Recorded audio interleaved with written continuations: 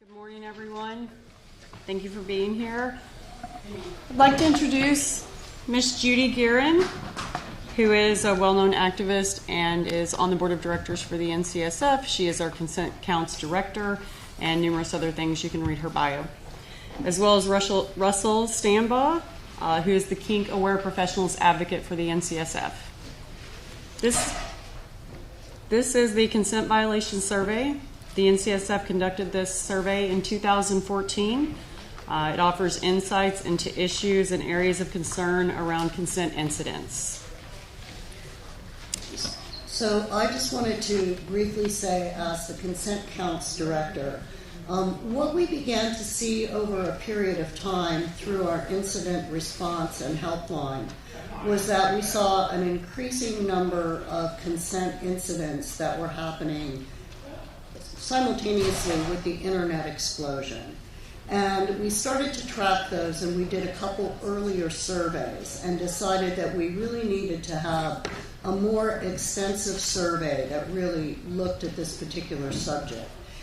Since we've done the survey, we've really changed our language, and we talk now about consent incidents versus consent violations, because it can range from anything to somebody touched me without permission to it actually being rape or sexual assault. So although we have this word in our violation survey, some of these things we would really classify more as consent incidents. Although everything is a violation if it's viewed as a violation by the person who's involved in it. So with that, I will turn it over to Russell. Thanks very much, Judy. Judy is here because she knows something about the lifestyle, and she's providing the wisdom. I'm somebody who knows something about academics, methodology, and I'm providing the knowledge. So she knows the context in which the information we have gathered is applied. This was prepared by Susan Wright and myself, and Daryl Cox did all the real work.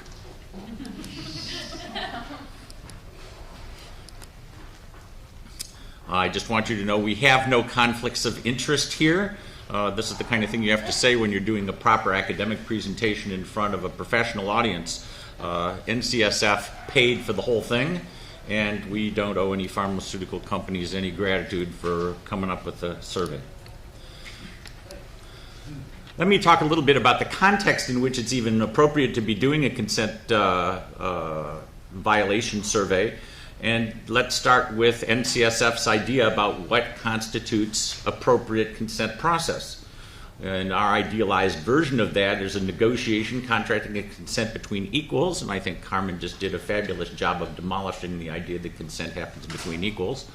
But nonetheless, the ideal is that people are free to make whatever decisions they want about how they're going to play. Then there's play, and consent is happening continuously throughout that play in some way, even if it's not formally exchanged. And finally, there's an aftercare debriefing and discussion in which one observes that the emotional needs that were aroused by the process were dealt with, and that people still had consent. Obviously, safety requires different considerations at different points in this process, as well as different times depending upon what behaviors are actually done. Ideal consent is continuous throughout. The loss of consent can be damaging at any stage, and it can be damaging whether it's very minor and it's just a misunderstanding, or whether it stems from systematic predation. NCSF believes that consent is an informed voluntary agreement between two people engaged in a particular sexual activity to enter into the relationship, that it's ethical, and please remember this is the first bar of a ladder of ethical hierarchy, and we are all aiming for higher ethics than just meeting the minimal standard of consent. If you can't make that, you've tripped over the very first step. You haven't gotten to the second floor. So this isn't the be-all and end-all. It's the beginning. And legal consent, if you can prove it, is a very fragile and weak defense in the United States, even worse in Britain, as a consequence of something called the Spanner case. And Spanner is very important for those of you who know your kink history. There probably would be no NCSF if there hadn't been Spanner first. But in many legal contexts, consent is better than was the case immediately after the Spanner case in Britain. But we are working to implement consent in the U.S. legal code, and you will hear more about that later from Dick Cunningham. The transgressive in me can't resist the opportunity to take a whack at the idea that consent is as simple as tea. You've seen this meme on the internet. It's wonderful. I'm glad that people are doing it. It is an excellent place to start the consent conversation.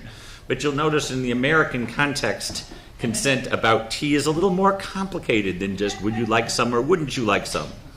Those are people dressed up as Native Americans throwing consent. They did not tea. They did not consent to have a tax on into Boston Harbor. We call it the Boston Tea Party, although no tea was actually drunk at the Boston Tea Party. Let's talk for a moment about community attitudes before we get to the survey. I would like to remind you all of a great study by Clement Sagarin and Lee. Participating in the culture of consent may be associated with lower rape supportive beliefs. This study is a kind of benchmark that proves that the process begun by David Stein and a consent conversation that we've had in BDSM for 30 years has the consequences of reducing belief in rape culture. And that study alone is proof why people who are not in BDSM could benefit tremendously from looking at BDSM's 30-year history of struggling with how to implement consent. This study also comes out of NCSF's mental health survey and the 2012 consent counts survey, and that's the one that Judy mentioned before, triggered our deciding to do the 2014 consent violation survey. And we chose the term violations at that time because we didn't want to prejudice people who responded to this, that whatever they thought might be a violation wasn't included. So we didn't use incidents. We didn't want to play it down for people who might not want to play it up. In wake of the conversation we've had, we're not going to use consent violations for the 2018 consent incident survey, but that's why we made the methodological mistake. And we will look at some data about what potential consequences our having chosen this language might have on the quality of the data. Let me stop there before we go into this survey. Does anybody have anything they want to say? Then I will plow on. By the way, I'm taking questions from people in the audience, so I don't go on forever. Yes? Is this available to look at later for those of us who have trouble taking notes and absorbing information? I would really appreciate it if you guys didn't take notes, and we have several coping strategies for those of you who would ordinarily be scribbling the entire time I present this. Judy has done a great sort of 3-point takeaway in a handout that's available at the back of the room. And if you're not that interested in the methodology and the process of all of this, if you just grab that, you'll have the key 3 points I want you to take away from the survey. If you would like to see these slides, they're posted on my website, on my blog, which is called Elephant in the Hot Tub, Kink and Context, and look in June 2016, which is where there's a post of these slides. There's also the actual survey results itself are available on the NCSF website, and we also have a summary that's a little bit shorter, so you don't have to read through the whole thing, of things that we thought were particularly pertinent for people to pay attention to. So there's really a lot of ways to get this, besides hearing it today. I just want to put in a plug for CARIS. CARIS is the Community Academic Consortium for Research on Alternative Sexualities, and they reviewed this. It's like human subjects review to show that the project had scientific merit, followed ethical guidelines for research, and avoids community harm in its design and methods. Okay, the consent violation survey asked about consent violations in the BDSM context, including the severity of the violations, who is being violated, where they were violated, the relationship of those involved, the intent of those involved, the power dynamic at the time of the violation, information from people who have been falsely accused, and information from people who have committed consent violations. Notice also that our frame was in the context of BDSM social organization events. People certainly could have their consent violated in other contexts, but because NCSF services the people who give us money and who we're supporting, This is really about, was meant to be actionable research that would inform the policies and behaviors that BDSM social organizations had for the purposes of protecting the weak in their communities. 4,598 people began this survey.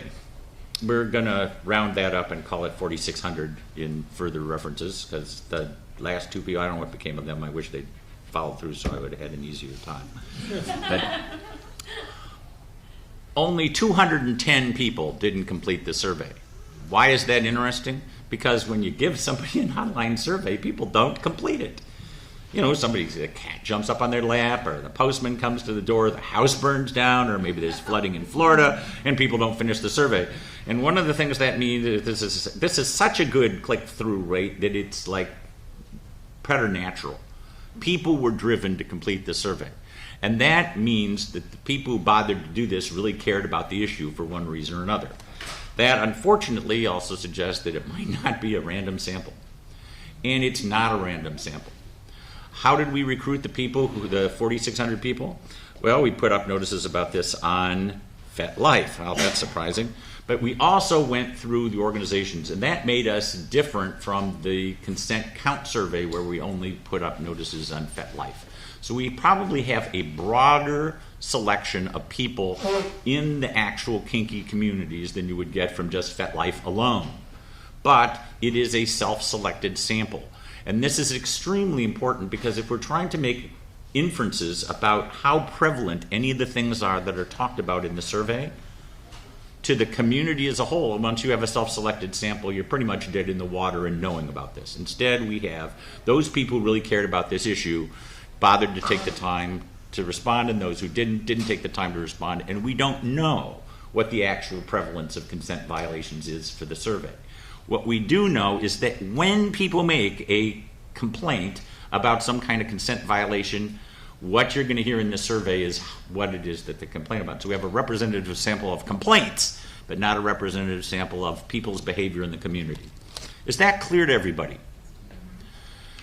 Lest you think it's different about the rape surveys that were conducted in college campuses in the previous 3 years, on those surveys, about 20% to 30% at the most of the people sampled from the college campuses, and what they did is go to the registers and sent emails to all the students who were registered, responded. Anytime you have a sample where less than half of the people who you nominated to participate, you pretty much have a self-selected sample.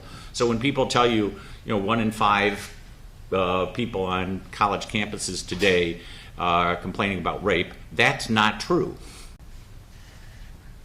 When people complain, 20% of them complain about rape.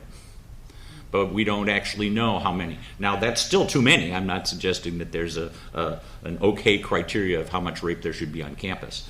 But we're not making comments about real prevalence. We still don't know what prevalence of rape on campus is, and we don't know what the prevalence of consent violations in the BDSM community. We don't even know who's in the BDSM community, really. Demographics. Nearly 90% of our respondents live in the United States. 90% of them were Caucasian. I have no idea whether it's really representative of the BDSM communities. I suspect it is from what little contact I've had, but that doesn't mean I'm right. It's an opinion, not science. 70% aren't out to their family or coworkers about their BDSM activities. And probably we're talking about the more out group of people who are into BDSM generally participating in this. 65% were between the ages of 25 and 50, and 40% were identified as heterosexual, which is a shockingly low percentage of people being heterosexual in any survey of anything. But the fact of the matter is there is a very substantial overlap between the gay and the trans, other, and fluid communities and BDSM. So we got a lot of those people. There's what that pie chart looks like. Transgendered, other, and queer gender people might be somewhere in the vicinity of 1 to 0.6% in the U.S. population. Probably a good guess for homosexual would be 6 to 10% of the U.S. population, and everybody else is cis. Not so here, and we also have 54% women and 35.9% men, and that is not just different from the U.S. population as a whole. It's different from the Consent Counts 2012 survey we did, where it's 50-50. This, to me, suggests that calling this a consent violation survey did, in fact, lead more people from those people who are most vulnerable to oppression to have participated in this survey. We're not representative because we're hearing more. This is sort of this survey is kind of the opposite of silenced. We got people who normally don't speak to speak more than their share of the time rather than less on this particular survey. So perhaps this is a small step in the direction of unsilencing. Non-consensual touching at BDSM. Does anybody have any questions about who responded to this survey and what that might mean? Yes. Do you think that the racial disparity has more to do with self-identifying as a community member versus like actual sexual practices? I'm having a hard time imagining that BDSM sexual preferences is as disproportionately representative in the Caucasian community, but I can imagine that self-identifying as a member of the BDSM community is something that is more open to white people than it is to people of color. I have two ways to help you think about that, and you can take them for what they're worth. Neither is properly scientific. The first has to do with a study by Christian Joyal from Quebec that suggested that maybe 30%, 35%, maybe even 40% of people in Quebec had engaged in activities that might be regarded as kinky at one point or another. Bet you anything 40% of people in Quebec aren't going to BDSM social organizations. The people who are getting a hold of this survey are a small percentage of people who do behavior that the larger or vanilla community would identify as kinky. But the fact of the matter is slapping on a pair of handcuffs doesn't make you kinky in your own self-concept, even if it does in the eyes of somebody at Bob Jones University. So we don't have any idea how many people engage in BDSM practices across various racial groups because it's simply too difficult to have that conversation and because it's extremely hard to get the funding for a representative sample survey of variant sexual behavior in the United States. Debbie Herbenek has just done one, and I have not looked at the racial breakdown of those people. But I suspect that's one answer. The other answer is, if you're going to engage in an activity that puts you at risk of social repression, would you rather do it from a position where you have some sort of compensatory social privilege? Maybe it's not safe to do things. And the only people who are black, minority, transsexuals doing this on the street are so driven by what it is they do they don't have any choice. But people who have any choice about what it is that they do are saying, no, I'm not out, I'm not going to take surveys, I'm not going to participate in, I'm just going to do what I do, keep my head down, and hopefully nobody will repress me over this because I'm already getting enough flack about the fact that I'm a second-class member of the society in the first place. And that's one of the reasons why intellectuals have a bad reputation. They start out as white privileged people with too many degrees after their name and stuff like that because they figure they can engage in revolutionary social discourse. And the next thing you know, they find themselves on sealed trains going from Switzerland to St. Petersburg. You get repressed for thinking that people are going to listen to what it is that you have to say. And it's easier to do that if you start out with some prestige, value, privilege, money, whatever it takes. Bruce, that's another question. To prove your pie chart right, everybody look around the room. Just look around the room. You just proved the pie chart to be right. All right, everybody in here, if you're black, stand up. Or a person of color at all. Yeah, I mean, and that is I'm not a lifestyle person, but that's my experience of the lifestyle events that I have been to. So, but one out of how many people? We have 40 people here? 2%. It's 18% black people in American society, if I remember correctly. 2 is a lot less. Sorry, we have no one for you to recognized here. A few. Okay, 36% of our respondents reported being touched without permission at a BDSM meeting, club, munch, party, or event,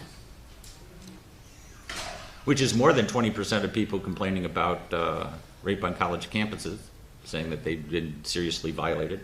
And of course, but our 36% means any kind of consent incident. They don't have to have considered it serious in order to have met our criteria of 36%.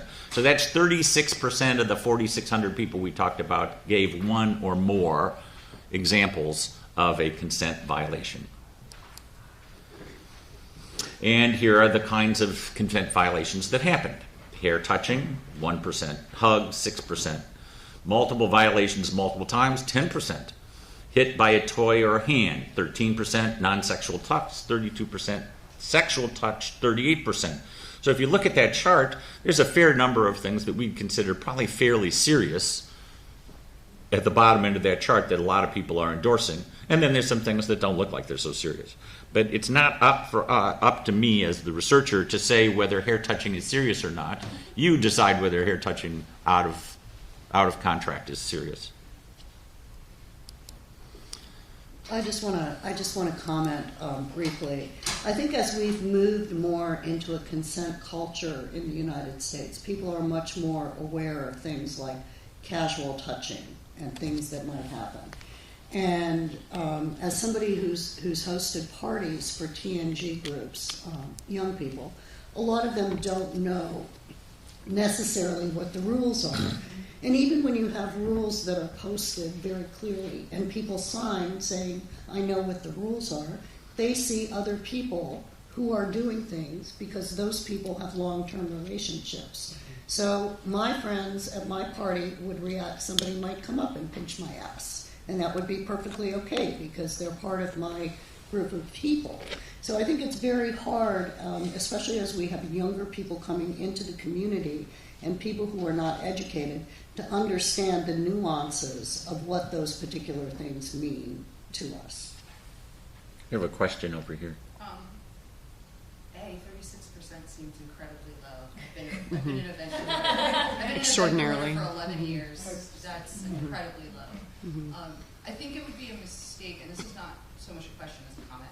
I think it would be a mistake to say that young people are less steeped in consent culture than other people, than other members of the community. I think it's really, we have to be way more conscious to say that new people are less steeped in consent culture, because it's actually been my experience in presenting TNG parties and like parties that span the age gap or age gamut, that older people predominantly have a harder time making the adjustment to consent culture than 18 to 35-year-olds who tend to already be steeped in the queer theory that like produced consent culture. But when you talk about it, new people almost always have a hard time adjusting, age completely irregardless. Oh, that's a great point. It's more knowledge. And of course, part of this relates to the kind of conversation that's going on about kink in the mainstream culture. And the mainstream culture's conversation about kink is only a little bit informed about how it is that we talk about ourselves, and is a lot informed by a bunch of other stuff. But it's also true that we're not just a monolithic community, and different communities have different cultures. I've never been exposed to a kink culture where anybody did any alcohol. But if you go to the Folsom Street Fair, it's all over the street. So where you are and who you are and how you came to the part of kink culture you have interaction with has everything to do with where you begin the conversation about how to be socialized to the consent culture rules that we're trying to promulgate from NCSF and that groups are adopting. We have Bruce here. I think what you're saying is kind of right as far as the sexual touching being low, but if you look right above it, non-sexual No, I mean touches- 36% of Period. The whole that only 36% of respondents report non-sexual or any sort of Right, inappropriate but I touching. think maybe they might have been confused because you have non-sexually touching. If you add those two numbers up, they're probably about what you're thinking. Yeah, but I think this is a breakdown of that Of the original 36%, yes, this is. Yeah. This is a breakdown of the 36% Yes. who reported something. Now, you have to remember that when we get into this survey a little further, you'll find that not every member of the community is equally likely to report a consent violation. This will shock no one, but is nonetheless crucially true. And so if about half of the people are men, how many consent violations are we really expecting there to be? Men are much less likely to experience consent violations than women are.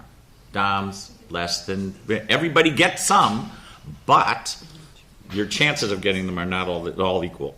Yes, Renee? And then are statistically much less likely to report as well. Very much. Or Yeah. view Right. non-sexual touching as a boundary cross. Men are significantly less likely to view non-sexual touching as something inappropriate than women are, who are currently in culture being conditioned to see it that way. We know exactly how likely men are to have responded to the survey because we got 37.9% of them. She means they're. But what they say about what it meant, Yes. that we don't know, but it is less severe, no question about it. I do, however, hear from a lot of submissive men that say they have their consent violated, and why are we only talking about submissive women when some woman is coming up and ordering me to do something without my permission? And the social vulnerabilities of tops and doms relative to the larger society is that they are in fact vulnerable to consent violations, and in fact are not so hard to blackmail and are not so hard to get in leveraged positions. So please don't take the idea that there are some people who are more vulnerable in the community than others to mean that anybody who's complaining that they're vulnerable is wrong. They're right. There's a truth about that. Consent violations during BDSM activities. 29% of the respondents reported their pre-negotiated limits or their safe word had been violated in a BDSM context. 31% of the self-identified females reported their consent as violated, while 13% of men. So for those of you who I know wouldn't really want to come to an academic presentation without a chi-square, we have a chi-square that says that's significantly different. And you thought social science couldn't discover any new knowledge. Okay. Sexual assaults in BDSM scene, 9% within the survey reported experiencing non-consensual oral, anal, vaginal sexual experiences during BDSM. No, we don't know which ones, how many of that 9% thought they were serious as opposed to not serious. Being non-consensually penetrated in the vagina by a penis-fingered dildo is the largest reported category, 29% of the 9%. These are things that would surely qualify legally under the statutory definition of rape in the larger culture. Compared to the general population, consent violation survey, 12.5% of women as opposed to 11 to 18% of women. Consent violation survey, 3% of men, 1 to 3% of men in the general population. So we're coming in towards the high end. And then high numbers of transgender, queer, and I already really covered that earlier in the presentation about who's shown up here.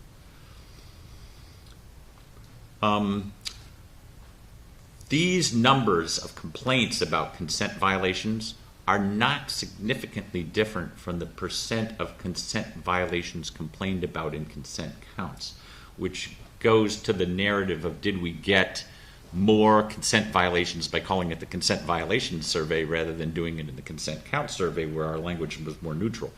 So we got a big difference in who responded to the survey, but we didn't get a big difference in how many people complained about violations. So maybe our mistake wasn't so big, or maybe it was, it's not clear. What happened? Severity of consent. Half the people who violated said it wasn't bad enough to report to the police or to community organizations. On the other hand, look at how many people report rapes. Things can be pretty bad, and it's still not bad enough to report.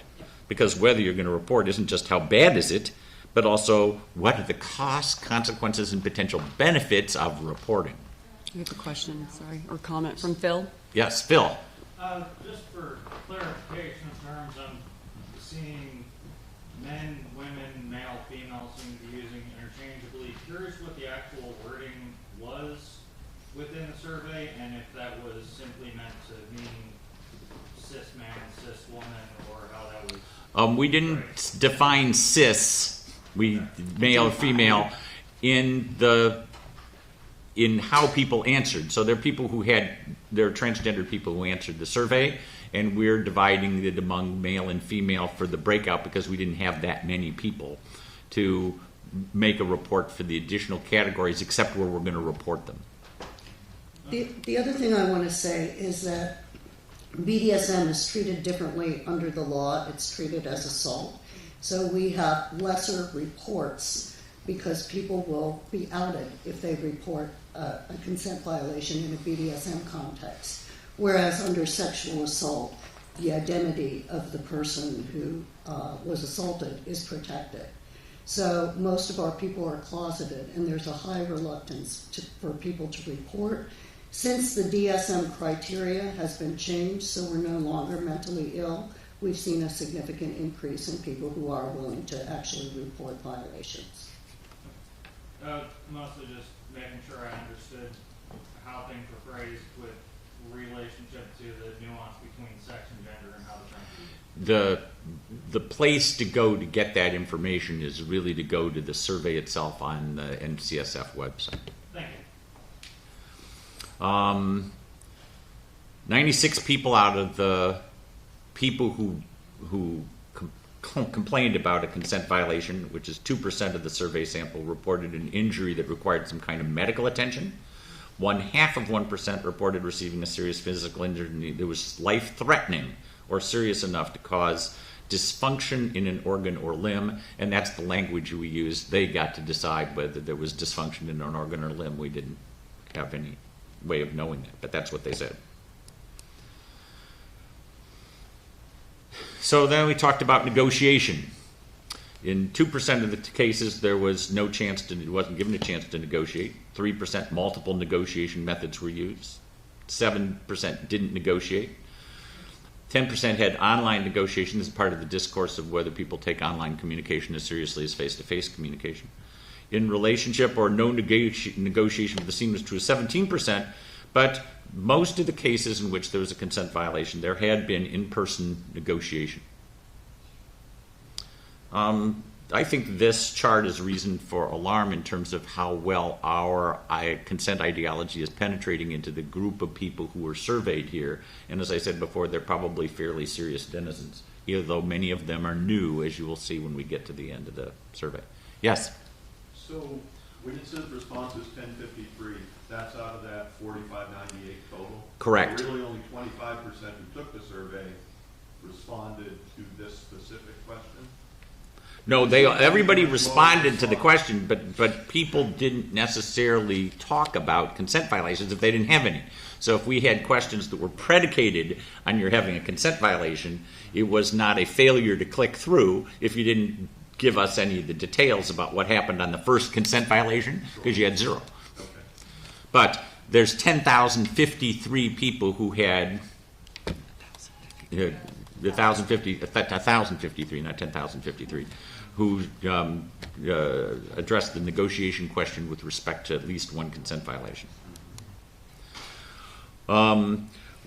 We're very concerned about renegotiation because of altered states and the capacity to alter a person's capacity to consent. 23% said the person who violated their consent had attempted to renegotiate their limits, and we're presuming in most cases that means renegotiating their limits so that they have less. In only half of these cases, the person whose consent was violated reported that the person was of sound mind. And that's the perception of the victim, that the perpetrator was of sound mind. We don't have a clinical diagnosis about soundness of mind. Mostly altered states, either having to do being in top space or having gotten carried away in some way, or but that also suggests to me that even in minor incidents, if as a person in the scene, the person you're playing with seems to have altered their state, even minor behaviors could be reframed and feel very, very threatening. Why did it happen? Because of alcohol, 2%. That suggests to me that those same people who show up for the Folsom Street Fair and drink a lot were not showing up for the consent violations survey and answering questions a lot. It was an accident, 6%. It was part of our dynamic, 7%. Lack of skills or knowledge, 11%. Misunderstanding or miscommunication, 15%. All of those sound like many of them could be fairly minor. So when we talk consent violations here, it is very appropriate to say, is it rape? Is it perpetration? Is it exploitation? Is it lack of expertise? Is that something we need to be doing in our programming?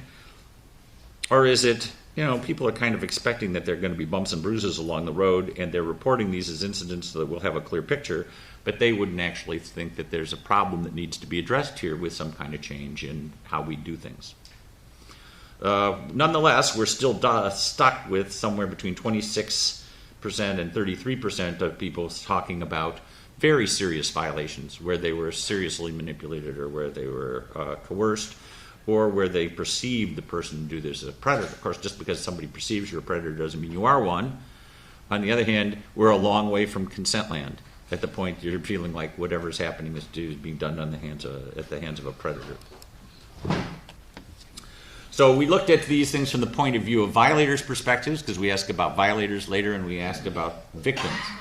Our numbers on violators are really low. 97 is not very many out of 46,000, and that mirrors every piece of research I've ever seen about legitimate, socially conventional questions about rape and perpetration. Fact of the matter is, somehow or other, an awful lot of rapes get done by people who don't think that they're rapists. And if you ask people if they've ever done anything like that, hardly anybody says yes. So, what's important here is the priority of the reasons and how they're discussed rather than the actual numbers relative to one another. From the victim's perspective, very few people blamed alcohol in either group. Was it an accident? No, it's the next highest. Part of our dynamic. Perpetrators are far more likely to say it was part of our dynamic than people who are complaining about an incident are. There's clearly a difference in how those things are perceived by those two populations. Lack of skills or knowledge are about the same in both groups. Misunderstanding or miscommunication, that's also very likely from the violator's point of view. If they complain, if they said, I had a consent violation incident in which I was the perpetrator, they're almost all saying it's part of the dynamic or misunderstanding. And guess what? Nobody confesses to being a perpetrator or being coercing or manipulating. I don't think that's something that can be solved by programming. Who's violating consent? 78% of the violators were male, while 19% were female. And that's in the perception of the person who's doing the rating. So that may have to do with why people not being identified as trans and fluid. 65% of the violators were identified as heterosexual, and only 40% of the sample identified as heterosexual. Heterosexuals were violated at the lowest rate, 18%. So for those of you who think that consent culture solves the problem of privilege, no, it solves it a little bit, but it hardly makes it go away. Yes? Okay, so it says 60% of the violators were identified as heterosexual, while only 40% of the sample self-identified as heterosexual? Correct. Can you just explain? I'm a little bit confused by that. When people took the survey, 40% of the people who took the survey were self-identified as heterosexual. Okay. But when people complained, Okay. in the thing, 65% were identified, the violators were identified as heterosexual. So we don't have a lot of heterosexuals taking the survey, but heterosexuals are getting the blame for being violators a lot of the time. Again, I think we're seeing a heterosexual privilege in the data. Yes? My question is, if 65% of the violators are identified as heterosexual, how is it that heterosexuals are also the lowest rated, how those numbers don't, so if the disproportionate percent, so if I understand 40% of respondents are heterosexual and 65% of violators are heterosexual, how does that then also translate that heterosexuals are the lowest? I don't understand that math.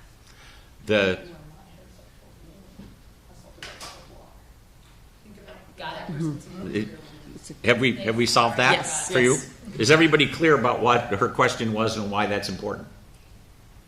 Then I won't take more time, but here's a Gentleman in the very question. back. No, I was just gonna say, not fully. Okay, we have one right back here in the Sorry, this is unrelated. Okay, go ahead with that. Oh, so I was saying, this is illustrating people who are not heterosexual being violated by people who are.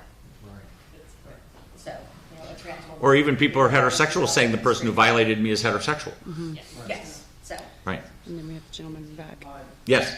Yeah, sorry, I'm still fuzzy on, in the last slide you said, one of the reasons that was listed was it was part of our dynamic, and I'm not really clear on what that means to people on either side of that. I'm not clear either because we didn't interview anybody who said that, but that's what they gave as their explanation, and we provided it there because we have ever heard anybody give that explanation for consent violations when we were designing the survey. So we had that as one of the options. And in a way, it's a way of people saying, well, I think it's not that serious, but it doesn't automatically mean that. But this is how victims of consent violations or consent incidents explained what it is that had happened to them in their own narrative when they picked from the list of things that we gave to them. And I could give a couple of examples. I'm sorry. People that live in a CNC dynamic or an MS dynamic or a DS dynamic where they had pre-negotiated limits with their partner that they can pretty much have blanket consent to do what they want, can still feel violated if something happens that they believe unconscionable or made them feel violated. I don't want to blame this all on consensual non-consent or 24/7 or whatever. Those people were included in here along with everybody else. But it is true that whatever ground rules you set up for yourself, it can be part of your ground rules that you push your limits. And if you push your limits, there's a certain percentage of the time, somebody's going to push limits the wrong time in the wrong way. You're going to be in the wrong place when it happens, and you're going to experience that as a violation where in other circumstances, maybe the same behavior would have been identified as something else. But, when you ask people what the incidents are, they tell you what they think, wherever their heads are at. Any comments from anybody else? Okay, I'm going to go on. Could I make a comment on that? Yeah, sure. My experience is on the pushing the limits thing that very much varies with relationship situations. That a dom that has a continuing relationship with the submissive will be pushing the limits in a sort of consensual, non-consensual way. In other words, one of the reasons that the submissive is in the relationship is that at some level the submissive wants to be pushed a bit. Mm-hmm. Where the pushing the limit seems to me is the problem is either with newbies or with single scene situations. And one of the things that as I've read the survey, seems to me that we might refine is to try and separate that part into limit pushing in continuing relationships versus other situations. I'm extremely glad you made that comment, Dick, because it segues perfectly to this slide, which is about newbies at risk. I just want you to know this was not prearranged, and I didn't pay him a cent to say that. 1 in 4 people say their pre-negotiated limits were violated before they started to participate on BDSM websites or before attending a BDSM meeting, club, munch, party, or event.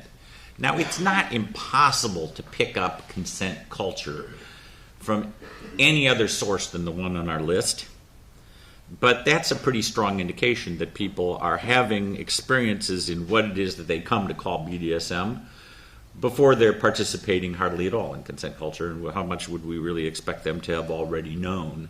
And many of them are doing we're taking the survey after they'd come to become more sophisticated about consent culture than they were at their first violation. 3 in 4 of the first consent violations occurred if somebody participates in BDSM groups or events within the first 3 years of going to any meetings. So this is about newbies at risk, and I think every dimension of BDSM experience is appropriately evaluated on the criteria that Dick talked about. a different experience for newbies than it is for people who've been doing it for a prolonged period of time. And people who've been doing it for a prolonged period of time know something about their own personal responsiveness that they didn't know. So it's not just how well are they educated to BDSM consent culture, they're also how well are they educated in themselves in the experience of living BDSM lifestyle. So people are very vulnerable when they come in. And the moral of that story is that there's a place where you need to do programming or you need to change how BDSM organizations work. It's in how much care and concern is lavished on the people who are coming in. And that's not so easy to do because, of course, there's a lot of people who come in, take one look around, and they're gone. And so you don't know when somebody first walks in the door whether they're going to be a good member who's going to become a part of your community and you can get their socialization off to a fast start, or whether there's somebody who's just idly window shopping. They're really tourists in disguise. So this is a challenge in terms of how you design things. But nonetheless, these are the people who are most at risk, and it's really not surprising that the people who are least participants and are most transient and most new and youngest sometimes, although we already had a helpful clarification that just be TNG does not mean that you don't know the rules, because many people do. Those are the people who are hardest to help, and they're the ones who need the support the most. Renee? So I work with young people in different college campuses, and this is part of my work, which I'll be talking later on the consent from the law panel. So the people new to the scene, under 3 years, are not necessarily the youngest people in the room, as she was talking about Right. before. And the more enlightened ones will say, I don't know what I don't know. And then they say, how can I find out what I like if trying something might take me to a place where I feel violated? And so my response has always been, make sure that you vet the people that you're potentially going to play with, talk to everyone, take as many classes as you can, talk to the elders in your community, and really tune in. But if you don't know what you don't know and you're curious and you want to try things, it's really going to be on you, and that's where what you're saying, as a community, we need to step up and approach the people and say, you know what, maybe if you don't stay for 10 years, it's fine, but while you're here at this event, we're going to do our very best to watch and help for you.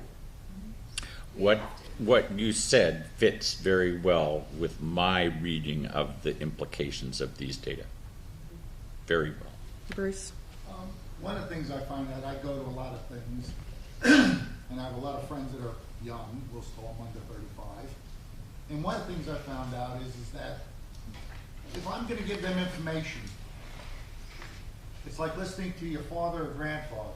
And who in here ever listened to their father or grandfather? Nobody. I come up with a policy is I tell Dirty limericks. Well, that'll help in a tight spot. Just whip out a dirty limerick. One of the things I try to do is I have a community of TNGers that are younger, that I can trust, and are extremely knowledgeable, that have been around. They might run parties, real good ones, stuff like that. And I will say, go see X. X might tell them the exact same words I would have told them, but it's where they're getting it from. It's where they're getting it from. That they'll listen to. Mm-hmm. I could tell them, go to an NCF class. Oh, what does he know? You tell them, gee, it must be good. So I try to come up with a network of people that are trustworthy and that have extreme knowledge. Newbies have a big problem that, like you say, some are just tourists.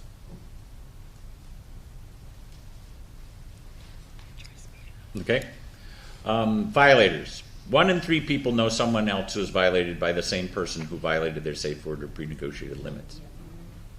That sounds like a network failure to me. 1 in 5 people reported the person who violated their consent held a leadership role in a BDSM leather fetish group. This part is serious, and I think you guys need to be thinking about how is it that you protect people from the most powerful people who have the most authority in the group. Carmen? Social media a part of this? Yes. Absolutely. Sorry. Huge. We asked nothing about social media in the survey. Deb. I feel like if we were going to do future surveys, information that I would love to have as a community person is the rise of social media and how we have, as a community, have used it to hold each other accountable. Because I think the conversation that I find most interesting in how communities approach consent is the ways that we use FetLife and Twitter right now to hold, because we're talking about leadership roles in BDSM, how we hold the people we rise up accountable and how we're using FetLife to do so. But it has been my most interesting fascination in the last 18 months, because there have been some really big things that have happened in the last 18 months where we have killed all of our darlings, for lack of a better phrase, and found that a lot of our leaders are missing stairs or have problematic behavior patterns or problematic negotiation tactics. And the only way that information has come to light has been large-scale FetLife writings and cadres of people coming together and telling their truths together. And I think that has been really Enough people having experienced the same. It's been my experience that the bigger the name is, the more people have to come together to call that person out, and it's been really interesting to watch FetLife be used in that. And that wasn't even taking place in 2014. Yeah, we all no, know this that. is the last 24 months Right. of the scene. Sir. The only thing I would like to say is that brought it, for me anyways, right up to the top, is that popularity doesn't necessarily mean leadership. And when I read this during the survey, I thought the same thing. I'm not sure that the people who really lead do this. No, they do. I think. Oh, yes, they do. Yeah, I'm no, not not all, talking but I'm saying popularity, I'm talking it's not. board positions in Yeah. large-scale campaigns. Oh, sure. Has power and influence. Yeah. Yes. I'm talking Right. power and privilege, not popularity. Yeah, okay, yeah. All I can tell you is the people of the behavior, people who have power and privilege in every other organization that's not kinky, are such that we have no reason to say it can't possibly be happening to us. Yeah. We know it is. Phil. I was thinking that this slide might help also explain more of that disparity from the other slide between 40% and 65%. One person can violate more than one person. Absolutely. So- Absolutely. And we do see that in just general surveys where they ask people questions. They don't use the limit, but they digitally force someone else. Even those people often report that happened and if they did. Yeah, we've also seen the floodgates. One person comes forward, and then all of a sudden 8 people have come forward, and you find out that somebody has been violating over the course of 8 years, and you never knew. I meant to provoke you rather than let us talk this to satiation, so I'm going to go on. But do feel free to talk more about this at lunch or wherever, because we have not gotten to the end of this by a long shot.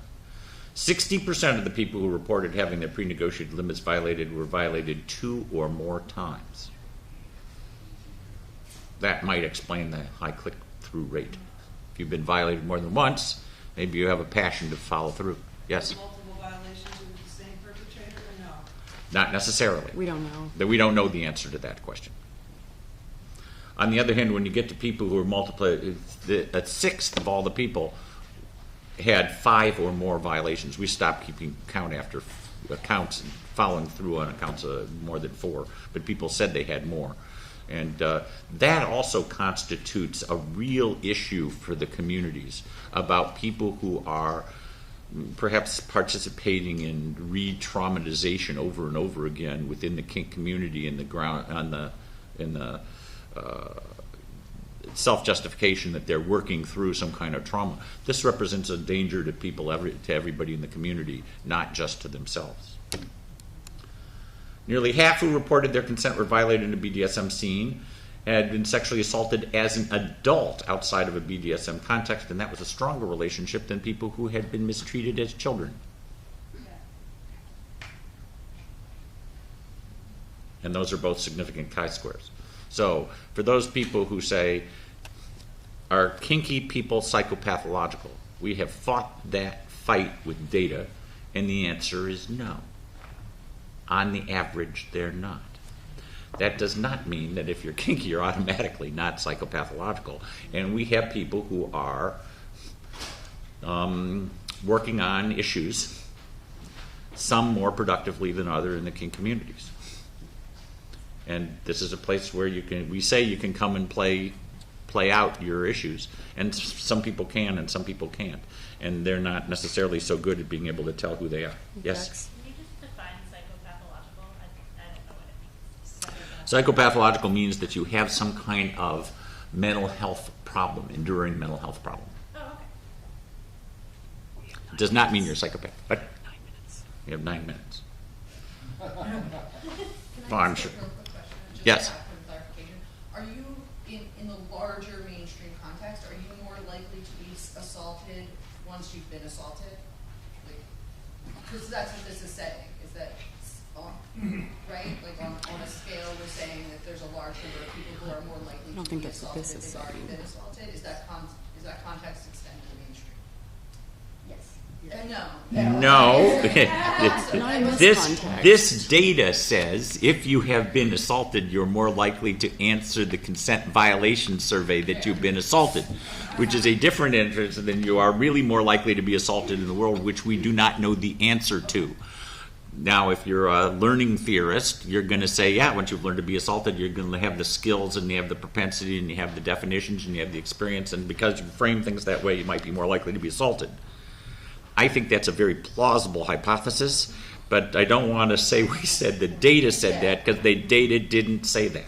And We in didn't. our culture, it could also mean very inadequate negotiation skills, serial victimization, many, numerous other things. That's right. There's a lot of alternative explanations for that, so don't jump to that conclusion.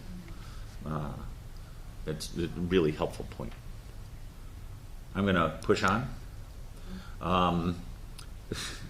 I cannot explain the finding here that there's a spike of Asian people who've been re-victimized, way out of proportion to the other people on this otherwise fairly nondescript graph. And I've gotten lots of speculation from other groups when I presented this, none of which I thought was very good. So I don't know what to tell you. Life, even when you do data collection and analysis, there still is the capacity for mystery. Maybe we've got a cluster. Preferences for play partners. When you asked for references, what were you told? References are not functioning very well. 52% of people who complained of consent violations did so from somebody who was a good player and they had all the references they needed to go for it. But also notice that a lot of people didn't even check the references. And, this is a risk-tolerant community, and if you tell somebody that they're going to play with a risky partner, it doesn't necessarily mean people aren't going to do it. Yes? For a long time, I've been afraid to give a recommendation either way. Does that look like the real world or what? It's coming to a place where all of us are afraid to give a recommendation Right. for even our closest friends, so sadly. I don't know what to tell you. Look at the legal paraphernalia around recommending people for jobs. At this point, you can hardly say anything about people. So it's not surprising that this culture, existing in the context of that larger culture, it's extremely hard for people to get protective value from references. But this is something that I don't think is working. That's what that said. Reporting of consent violations. Only 29 people. Moving on to that, in terms of recommendations, it's always struck me that there are sort of two things that are conveyed in recommendations when people ask around about it, and they're not necessarily, they don't necessarily go together. I think a lot of times when people ask for a recommendation for who they like to play with in a particular type of play, somebody who is seen as being very skilled in that type of play is recommended. And that's fine, except that's not necessarily just, the same thing as saying that's a person who will be considerate, will be empathetic, will respect limits, and that is a harder thing to understand about people unless you've watched somebody for a very long time in areas where there are issues in the play where people have wanted that person to moderate her or his play with them, and they've done so. And I also think that there is a little bit of a tendency for people who are real skilled in a certain type of thing, and a little bit of a show-off, perhaps, in a certain type of thing, to tend to be pushing the play when they engage in a scene, maybe not deliberately trying to violate the limits, but trying to show off their extreme skill. Mm-hmm. Generally, when I am asked to give a recommendation, how I phrase it is, this is my experience I've had with this person. This does not mean you will have the same experience. Use this knowledge however you find best. Hmm? So let's talk about reporting consent violations. And the first thing you're going to learn is that there's not a lot of that. 29 people of the 1,053 who reported that consent violations to us reported them to police. 90% of the people who spoke to a service provider, now this is not a police officer, usually it's a social worker or somebody at a crisis intervention center, said that people they spoke to were helpful. So this is one of the best news for me, especially in the helping professions, that there are people out there who are in fact people in the kinky community can go to, and they will find the experience of talking to them and saying whatever it is they're comfortable saying to them relatively helpful after a consent violation. Why didn't you report? Well, for the large minority, it was because whatever happened wasn't bad enough to report. Again, we're talking about a consent incident perhaps rather than a true violation. Another is that there are high costs to reporting. For 18%, there's just too much trouble. 12%, they didn't trust the people they're reporting to. Who expects the police to handle a consent violation occurring in a BDSM context competently or sensitively? A lot of people are confused. What their expectations and what experience they were thinking they were going to have is very different from what it is they have, and they don't know how to reconcile the dissonance between what happened and what they thought was going to happen. And many blame themselves. So in the process of figuring out what the heck happened, the opportunity to act quickly goes away.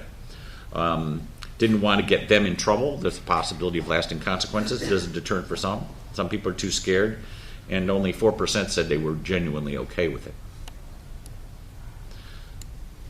Reporting to group organizers, 29% said consent violation happened to BDSM group or private party, but only 1 in 4 reported it to organizers, and 1/3 of the organizers said the organizers weren't helpful. So another issue has to do with creating a culture in which reporting is possible. It's not just the larger culture in which people are afraid to report, they're also afraid to report in the BDSM communities. False accusations, 3% or less rate of false accusations reported with regards to non-consensual touching, violating someone's safe word, violating someone's pre-negotiated limits. Like rape, people don't report that they rape, they also don't report that they make very many false accusations. Only 7 people reported they'd been falsely accused. To the police. To the police, 1/10 of 1% of the total. Only 16% were falsely accused twice, 16 people, for violating a safe word. And that is our data. If you want to find the source, we have this on the NCSF website. If you want the slides, they're on Elephant in the Hot Tub Kinking Context in June of 2016. Any questions? Given that you have over half of people reporting that they felt violated, but they don't think that the violation is serious, or like other sort of competing factors, what are the resources available to the community generally and event organizers specifically in dealing with somebody who perceives that they've been violated but doesn't want to blacklist or what can we do for people who make people feel violated that both parties agree it was a miscommunication or it doesn't rise to the level of something serious? Like, how do you deal with that space? Like, how do you free up the conversation to keep the community informed about violators without unfairly vilifying or like the Mm-hmm. violators, I think it shuts down a lot of the conversation. Well, you want me to The answer that? person I would I'm have gonna- answer that is yeah, I could our definitely take consent that. rocks Okay. chair. So there are resources available to event organizers, and ours is one on a larger scale. We also do some consulting with other organizations on smaller scales, such as parties. But even events, organizers, owners, venues, etc., can have someone on their staff who is a consent liaison, a consent advocate. The Consent Academy in Seattle offers consent advocacy for events as well. So there are resources if they want them. And more people in the last couple of years have started using those resources, and it really has worked. I would also say educating people about how to maturely and appropriately handle when a consent violation has occurred from both sides. Right. Can go a very long way to finding resolution that doesn't involve blacklisting or I think you'll Gentleman also, here. I think you'll also find that, as Heather mentioned, consent rocks, there's been a real tendency for people to really have consent policies in place. We help groups develop consent policies so they know what it is and what to do when it happens. And how to handle those things more adequately.